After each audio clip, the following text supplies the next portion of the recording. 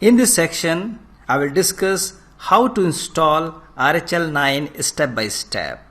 Red Hat has released its latest and stable operating system RHEL 9, that is Red Hat Enterprise Linux.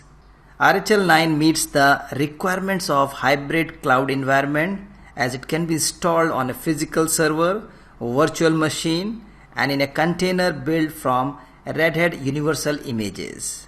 So in this section, I am going to cover how to install RHEL 9 step by step. But before jumping into the installation steps, we need to understand few things. Here we have. So first of all, I will show you how to create your own RHEL account, that is Red Hat login ID. And once you have the account on Red Hat, then only you would be able to download the latest version of RHEL. So here in this lab, I am going to download the RHEL 9.2, which is the latest one.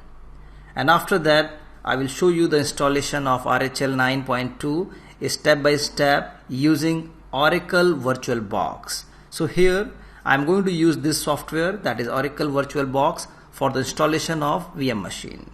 And once my VM is up, then I will be downloading and installing the dependencies for VirtualBox guest editions. After the installation of these dependencies, you will be able to work properly with the Oracle VirtualBox. So if you want to drag and drop files from your Windows machine to the Linux or VM machine or vice versa, then it will only work after the installation of these dependencies. Even if you want to get the full screen of your VM machine, so these dependencies are required. And then I will show you how to access the Linux system locally and remotely. So here I will show you with the PuTTY software as well as MobaXterm. And then I will show you a few troubleshooting steps.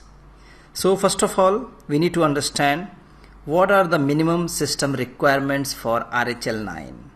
So 2 GB of RAM or more is required. 1 GB single or multiple CPU is required. At least 20 GB hard disk space is required, and you should have the installation media. So first of all, I will show you how to create the RHEL account. So friend, that's all for this lecture. In the next lecture, I am going to show you how you can create your own Red Hat login ID. So that's all. We'll see you in the next lecture.